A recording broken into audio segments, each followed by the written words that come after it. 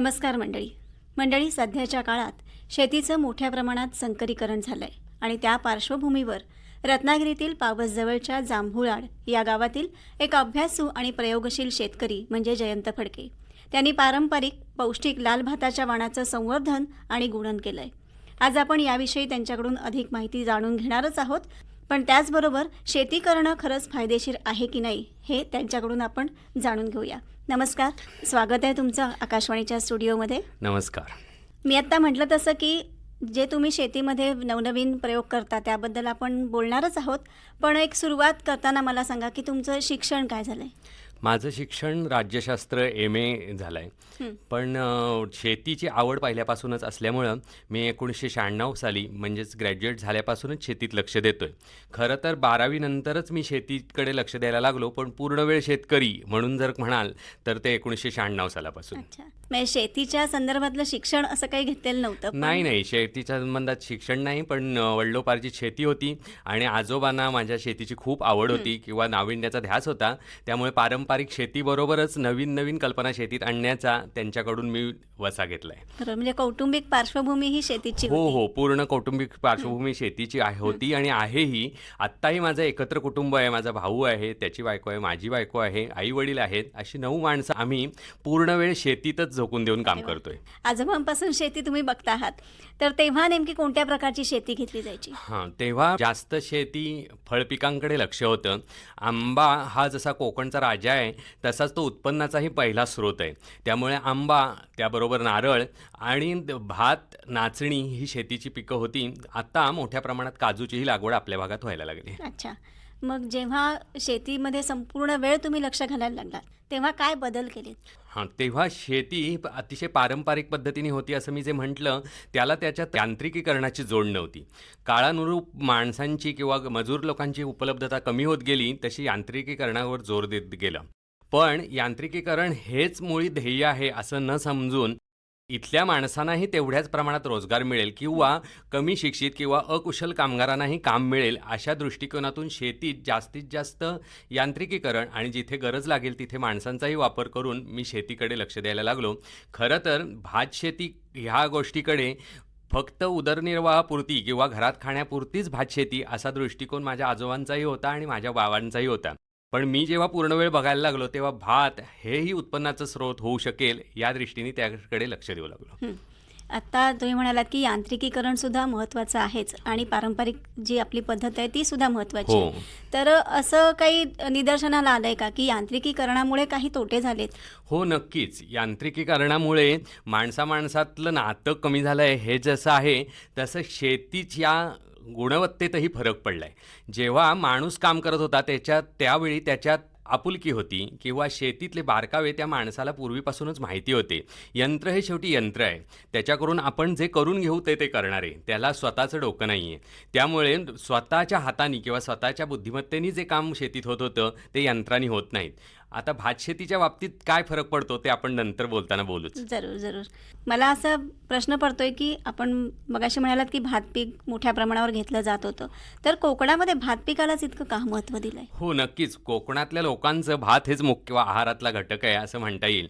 आणि कोकणात जवळजवळ 4 किंवा 5 महिने पाऊस पडत असल्यामुळे सर्वमान्य किंवा लोकमान्य शेती म्हणाल तर ती भाताचीच आहे. आणि प्रत्येक कुटुंबात भात केलं जात होतं अशी एक काळ होता.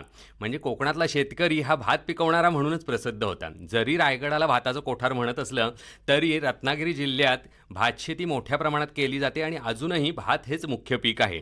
ते जरी उत्पन्नाचं पीक नसलं, आंबा, नारळ, काजू हे जरी उत्पन्नाची पिकं असली तरी भात हे अत्यावश्यक असल्यामुळं भाताची शेती ही महत्त्वाची मानलीच जाते. आणि भात हे पौष्टिकही आहे? हो, नक्कीच. भात पौष्टिक आहे आणि आम्ही जे भात पिकवतोय, जे लाल भात आहे ते खरं तर अधिक पौष्टिक आहे किंवा पचायला हलकं आहे आणि कोकणातल्या माणसांच्या आहारासाठी अतिशय आवश्यक आहे. तुम्ही आत्ता उल्लेख केलातच आहात की लाल भाताची शेती, तर जेव्हा पारंपरिक शेती चालू होती तेव्हा तुमच्याकडे हे वाण होतं का? आमच्याकडे पारंपरिक शेतीतही लाल वाण होतं, पण त्याच्यात काही दोषही होते. पूर्वीपासूनच कोकणात बाहेरून भाताचं बियाणं आणायचं ही पद्धत नव्हती. ही गेले 8-10 वर्षात भातीची बियाणी बाहेरून विकत न आणून शेती करण्याची पद्धत रूढ झाली. खरं तर ती आत्मघाती आहे. आपल्या शेतात पिकणाऱ्या भाताचं बियाणं आपण राखून ठेवून सांभाळून ते पुढच्या पिढीकडे हस्तांतरित करणं हे खरं तर आवश्यक आहे. पण भरपूर पिकाच्या नादी लागून आपण दरवर्षी संकरित भातांची मोठ्या प्रमाणात लागवड करायला लागलो. त्याच्यात भात जास्त पिकतं असं आपल्याला दिसतं, पण गुणवत्ता ह्या दृष्टीने संकरित भात आपल्या पोषणासाठी आवश्यक नाही. मग लाल भाताचं वाण हे नेमकं कुठनं तुम्हाला मिळालं? हां, आमच्या घरी लाल भाताचं वाण होतं. त्याच्यात मी म्हटलं तसं ते कमी दिवसाचं होतं. ते लवकर पिकायचं, पडल्यानंतर त्याचं भात गळायचं आणि प्रत्यक्ष हातात येणारं भात पीक अतिशय कमी असायचं. किंवा असंही म्हणता येईल की पर गुंठा भाताचं उत्पादन खूप कमी होतं. आत्ताच्या संकरित भातांच्या तुलनेत ते 25-30% होतं असं म्हणायला हरकत नाही. मग मी त्यावर विचार करून अशा भाताच्या जाती शोधू लागलो की ज्या कोकणात सुद्धा चांगल्या पिकतात आणि त्याचा उताराही किंवा पर गुंठा भाताचं उत्पादनही चांगलं मिळतं. दुसरं, पडणाऱ्या अनियमित पावसात किंवा लांबलेल्या पावसातही ते टिकून राहतं. म्हणजेच भाताची काडी मजबूत राहते आणि भात आडवं होत नाहीत किंवा पडत नाहीत. अशी भातं कोकणातही पूर्वीपासून होती, पण ती दुर्लक्षिली गेली किंवा काळाच्या ओघात लुप्त झाली. मुळात हेच वाण आपण इथे आपल्या इथे लावावं असं आधी का मनात आलं तुमच्या? भाताच्या वेगवेगळ्या जाती जरी असल्या तरी कोकणातल्या लाल मातीत मुख्यतः पिकणारं लाल भात हे आपलं भौगोलिक दृष्टीला सूट होणारं म्हणता येईल असं भाताचं पीक आहे. आणि ते पोषणाला अतिशय चांगलं आहे. किंवा पोषणाच्या दृष्टीनं लाल भात आजारातून उठलेल्या माणसालाही द्यायला डॉक्टर रिकमेंड करतात किंवा आता जे आहारतज्ज्ञ आलेत तेही ह्या भाताची शिफारस करतात. पण मोठ्या प्रमाणात लाल भात उत्पादनच होत नाही. कारण मुळात संकरित शेतीच्या अभ्यासामुळे म्हणा किंवा त्याला मिळालेल्या प्रोत्साहनामुळे म्हणा मोठ्या प्रमाणात भात पिकवलं जातं, पण ते आपल्याला योग्य आहे का ह्याचा विचार मात्र होत नव्हता. म्हणून मी असं ठरवलं की आपल्या भागात होणारं, आपल्या मातीतनं जे येत आहे लाल मातीतून पिकणारं लाल भात हे आपल्यासाठी अधिक सोपं आहे आणि ते आपल्याला किफायतशीर करता येईल. थोडं मात्र त्यासाठी अभ्यासपूर्ण लक्ष द्यावं लागेल. अगदी बरोबर. आणि आता जसं म्हणालात तसं की आमिष आहेत तीच मला वाटतं शेतकऱ्यांना दिसतात पटकन, जी म्हणजे कमी वेळात त्यांना पटकन फायदा हवा आहे. हो. आणि आता तुम्ही म्हणालात तसं की बियाणी मिळत नाहीत. हो. मग जे उपलब्ध होतंय पटकन ते घेऊन शेती केली जाते का? निश्चितच. आणि त्याचबरोबर आता सगळे हिशोब पैशात व्हायला लागले आणि त्यामुळे भरपूर पिकून आपल्याला भरपूर उत्पादन मिळेल आणि त्यापासून जास्त पैसे होतील ह्या दृष्टीनं शेतीकडे पाहिलं जातं. खरं तर शेती ह्या व्यवसाय नसून ती जीवनपद्धती आहे आणि ती जीवनपद्धती जर आपल्याला अंमलात आणायची असेल तर प्रत्येक गोष्ट पैशात मोजून चालणार नाही. तसंच काही अंशी भाताचं आहे. हे निश्चितच आहे की ती तोट्यात असता कामा नये. त्यापासून उत्पादन मिळालं पाहिजे. जसं नारळापासून, आंब्यापासून किंवा काजूपासून नगदी उत्पादन मिळतं तसं भातापासूनही मिळालं पाहिजे. ह्यासाठी त्या प्रमाणात ते भात पिकलं पाहिजे हेही तितकंच खरं.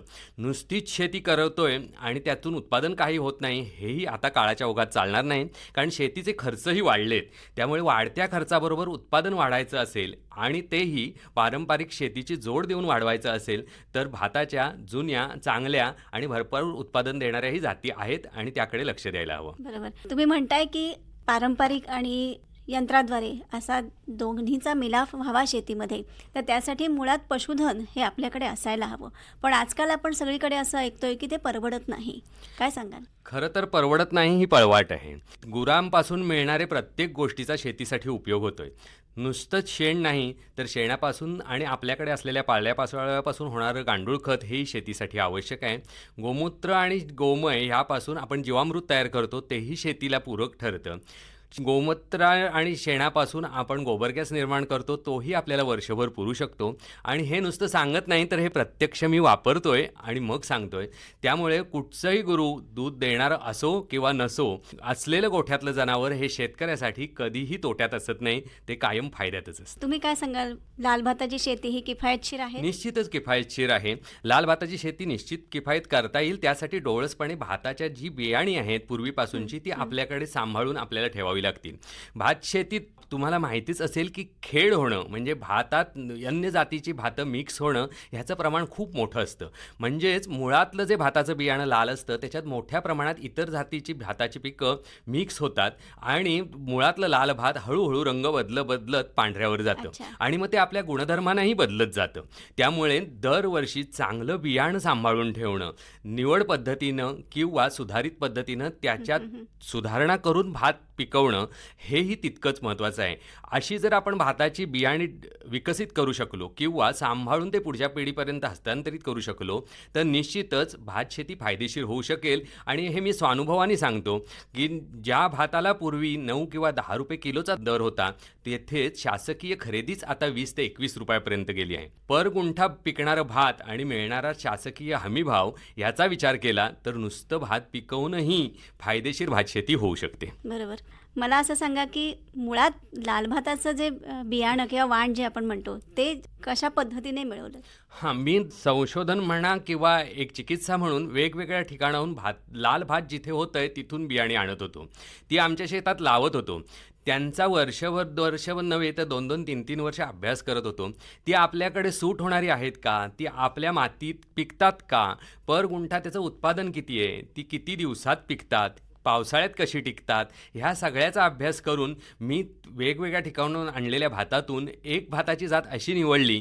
खरं तर ही मी शोधून काढली असं म्हणण्यात काही अर्थ नाही. ती होतीच पूर्वीपासून, पण त्याकडे मी अशा दृष्टीने लक्ष दिलं की ह्यातल्या छान लोंब्या जर वेचून काढल्या आणि ते भात जर पुढे हस्तांतरित करत नेलो किंवा विकसित करत गेलो तर आपल्याकडेही चांगली भाताची शेती निर्माण होऊ शकेल किंवा भाताचं चांगलं बियाणं आपल्याकडेही तयार होऊ शकेल.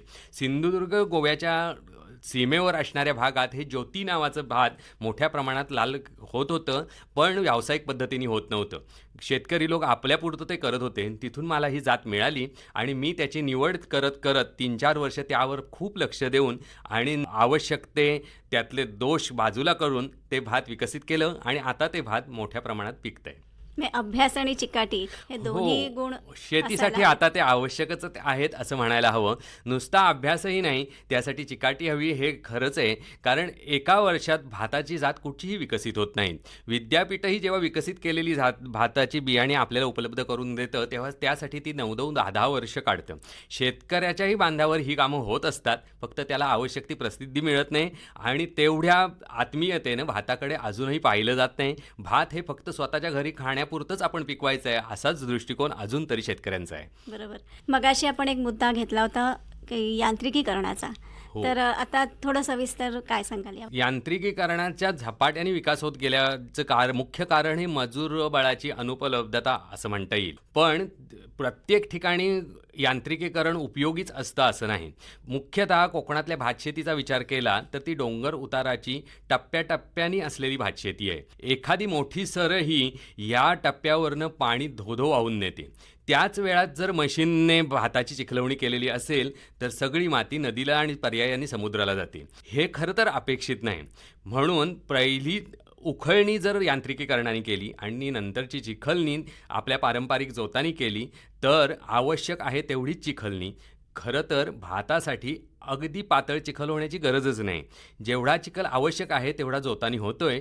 यांत्रिकीकरणाने अनावश्यक पातळ चिखल होऊन जर तो वाहून गेला तर काही वर्षातच सुपीक जमीन सगळीच नदीला जाऊन गाळाने मिळालेली असेल आणि भातशेती नापीक होऊन जाईल. म्हणून यांत्रिकीकरण आणि पारंपरिक भातशेतीची अवजारं ह्यांचा दुहेरी वापर करून जर भातशेती केली तरच ती चिरकाल टिकेल. बरोबर. आपण असं आता तुम्ही म्हणाल की जोत म्हणजे त्याच्यासाठी बैलांची गरज आहे. तर आजकाल आपण बघतोय की जनावरं सांभाळणं हे कुठेतरी कमी होत चाललंय. नक्कीच आणि नक्कीच खरं बघितलं तर शेणखत यासारखं मला वाटतं खूप चांगलं खत दुसरं शेतीसाठी असू नये. हो, खरं तर शेतीचा आत्माच मुळात पशुधन हा आहे. प्रत्येकाच्या घरी असणारी जनावरं किंवा पशुधन हेच शेती स्वयंपूर्ण करण्यासाठी अत्यावश्यक पूर्वीपासूनच होतं. जोतासाठी बैल आवश्यक नाहीत, ते यंत्राने होत आहे असं म्हटल्यानंतर गोठ्यातली गुरं नाहीशी झाली आणि पर्यायाने भाताची शेतीसाठी आवश्यक असणारं शेणखत शेतात पडेनासं झालं. जेव्हा केव्हा रासायनिक शेती सुरू झाली तेव्हाही विद्यापीठं 1 किलो रासायनिक खतासाठी 100 किलो सेंद्रिय खतं किंवा शेण वापरा असं शिफारस करत होतं. त्यातलं फक्त रासायनिक खत शिल्लक राहिलं, सेंद्रिय खत नाहीसं झालं आणि शेण तर जवळजवळ नाहीसं झालं. मला सांगा भात पिका व्यतिरिक्त अजून कोणकोणती पिकं घेतली जातात? नक्कीच. भाताशिवाय आम्ही नाचणी करतोय, जोंधळा लावून बघितलाय आणि स्वयंपूर्ण शेती ह्या दृष्टीने विचार केला तर आपल्या घरात लागणारे प्रत्येक धान्य कोकणात होऊ शकतं ह्याचा विचार करून नारळ, काजू आणि आंबा ह्या पलीकडेही जाऊन असलेल्या 4 किंवा 5 महिने पडणाऱ्या पावसावर आपण आपल्याला आवश्यक असणारी कोणती पिकं करू शकू ह्याचा विचार करून आम्ही वेगवेगळी पिकं घेतोय. खरं तर ह्या सगळ्यासाठी चिकाटी मगाशी म्हटलं तशी हवीच, पण त्याचबरोबर आपल्याला काय पिकवायला आवश्यक आहे ह्याचाही विचार करायला हवा. नुसतंच बाजार मूल्य ह्या गोष्टीचा विचार करून नाही चालणार, थोडं आपल्या आहार मूल्याकडेही लक्ष द्यायला हवं. अगदी बरोबर. मगाशी तुम्ही म्हणालात की तुम्ही 9 माणसं एकत्र एका घरामध्ये राहताय. आज आपण सगळीकडे बघितलं तर त्रिकोणी चौकोनी असंच कुटुंब आपल्याला पाहायला मिळतं. तर नेमकं काय सांगाल, याचा काय फायदा आहे किंवा कसे तुम्ही एकोप्याने ही सगळी कामं करता? निश्चितच एकत्र कुटुंब शेतीसाठी अत्यावश्यकच आहे. जो शेतकरी आहे तो आपल्या आईवडिलांबरोबर राहतच असतो. त्याचबरोबर माझा भाऊ आणि माझी बायको किंवा त्या भावाचीही बायको शेतीत आपापला हिस्सा किंवा आपापला कामाचा भाग अवलंबतच असतात. खरं तर शेती ही एकट्याने करायची गोष्ट नाही, ही कुटुंबानीच करायची गोष्ट आहे. आणि एकत्र कुटुंबाचे फायदे हे सांगायची गोष्ट नाही तर अनुभवायची गोष्ट आहे. त्यामुळे एकत्र कुटुंब शेतीसाठीच काय, प्रत्येकाच्याही आयुष्यासाठी अतिशय आवश्यक आहे असं मला वाटतं. खरंच प्रत्येकाने थोडीफार का होईना स्वतःपुरती तरी निदान शेती करायला हवी, असं नक्कीच म्हणावं असं वाटतंय. पण याची आर्थिक गणितं नेमकी कशी सांगता येतील? हो, तुम्ही म्हणताय ते खरं आहे, आपल्यापुरती तरी करायला हवी. पण जसं प्रयोगशाळेत रक्त तयार होत नाही तसं यंत्रांनी भात तयार होत नाही. त्यामुळे शेतकऱ्याला कुठच्याही काळात पर्याय नाही. त्यामुळे भात जर पिकवायचं असेल तर त्यासाठी आर्थिक गणिताकडेही बघायला हवं. जेव्हा 1 किलो भात आपण जमिनीत टाकतो तेव्हा लाल भात तरी 1 किलोला 20 पटांनी वाढतं. म्हणजेच 1 किलो भातापासून जर 20 किलो भात निर्माण होत असेल आणि आपली त्यातली गरज 5 किंवा 8 किलोची असेल तर 10 ते 12 किलो धान्य आपण विक्रीसाठी उपलब्ध करून घेऊ शकतो. आपल्याबरोबर आणखीन 4 जणांच्या आहाराची व्यवस्था आपण करतोय. शेतकरी हा खरं तर समाजाचा आत्मा आहे ह्या दृष्टीने की तो सगळ्यांचा पोशिंदा आहे. पैसे यंत्रात तयार होतील पण भात यंत्रात तयार होणार नाही. अगदी खरं आहे. एक व्यवसायाच्या दृष्टीने काय विचार करता? भाताची विक्री ही शासकीय खरेदीबरोबरच तुम्ही वैयक्तिक पातळीवरही मोठ्या प्रमाणात करू शकता. माझा गेल्या 5 ते 10 वर्षाचा अनुभव असा आहे की पिकणारं लाल भात पुढच्या वर्षीपर्यंतही शिल्लक राहत नाही. कारण अजून लाल भाताचा म्हणावा तितका प्रचार आणि प्रसार झालेला नाही. गिराईक भरपूर आहे पण भात त्या प्रमाणात पिकत नाही. मी माझ्या परीने प्रयत्न करून माझ्या मित्रांना, शेतकरी मित्रांना माझ्याकडची बियाणी पाठवतो. मागे एका दैनिकात भातशेतीबद्दल माझी मुलाखत घेतली होती. त्यामुळं महाराष्ट्रभर ह्या लाल भाताविषयी चर्चा झाली. किमान पक्षी 25 ते 30 लोकांनी महाराष्ट्राच्या कानाकोपऱ्यातून भाताच्या बियाण्याची मागणी केली आणि मी माझ्या कुवतीनुसार त्यांना पाठवून दिलं. खरं तर हे प्रत्येक शेतकऱ्यांनी करायला हवं. ही कोकणाची संपन्नता पूर्ण महाराष्ट्रावर पोचावी असं जर वाटत असेल तर कोकणात पारंपरिक शेतीबरोबरच ह्याही गोष्टीचा विचार करायला हवा की आपल्या परंपरेने जी तयार झालेली भाताची वाणं आहेत ती आपण सांभाळू आणि सर्वदूर पोचवू. मग निश्चितच लाल भातही मोठ्या प्रमाणात उत्पादन होईल आणि त्याला मला मिळतोय तसा किलोला 80 रुपयेही तांदूळाला भाव मिळेल. अजूनही मोठ्या प्रमाणात भाताची विक्री करण्याचे खूप मार्ग उपलब्ध आहेत पण मुळात तेवढं भातच पिकत नाही, हे दुर्दैव आहे. मला वाटतं आत्ता जे शेतकरी किंवा जे तरुण शेतकरी मी म्हणेन जे ऐकतायत तर त्यांना नक्कीच एक असं आशा वाटत असेल की आपणही असं काहीतरी करून पाहूया. तर एक मित्र म्हणून काय सल्ला द्याल त्यांना? निश्चितच एक मित्र म्हणून शेतकऱ्यांनी शेतीपासून दूर जाऊन चालणार नाही. शेती हा आपल्या जीवनाचा आधार आहे. त्यामुळे भात असो किंवा व्यावसायिक पद्धतीने आंबा काजूची लागवड असो, कोकणात एकाच पिकावर अवलंबून राहण्याचे दिवस आता संपले. आता आपण मिश्र शेती करून किंवा वेगवेगळे शेतीचे पर्याय निवडून आपण जर शेती केली तर निश्चितच शेतीतही चांगलं भविष्य आहे असं मला वाटतं आणि हेच खरं तर आजच्या मुलाखतीचं कारण असेल. नक्कीच. आज तुम्ही इथे आलात आणि खूप चांगली माहिती आणि एक आशादायी असं एक तुम्ही सांगितलं शेतकरी मित्रांना की शेती कशी फायदेशीर ठरू शकते आणि त्याचबरोबर आपलं पशुधनसुद्धा आपलं किती महत्त्वाचं आहे हेही तुम्ही पटवून दिलेत. आज तुम्ही आलात, खूप चांगली माहिती शेतकऱ्यांना दिलीत. त्याबद्दल आकाशवाणीच्या परिवारातर्फे आणि सर्व शेतकरी बांधवांतर्फे मी आपले आभार मानते. धन्यवाद. नमस्कार. नमस्कार.